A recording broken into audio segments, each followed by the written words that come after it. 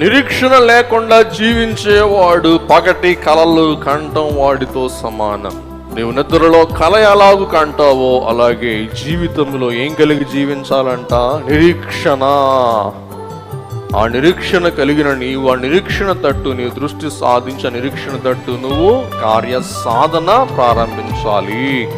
కూర్చుందా, మా అమ్మ నాన్న పెడుతున్నారు తిందాం, సిగ్గు లేకుండా ఖాళీగా ఉన్నామని చెప్తాం, కాల విలంబం. నువ్వు ఏదో ఒకటి చెయ్యి, దేవునికి అనుభవిస్తాడు. అనుభవం బట్టి నువ్వు వృద్ధి చెందుతావు, వర్ధిల్లుతావు, విస్తరిస్తావు, పెద్దవాడు అవుతావు, ఉన్నత అనుభవాలు సంపాదిస్తావు.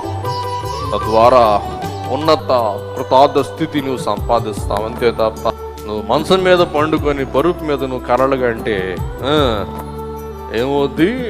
కర్రలు చివరికి నీ చేతికి చెప్పనిస్తాయి. గమనించండి.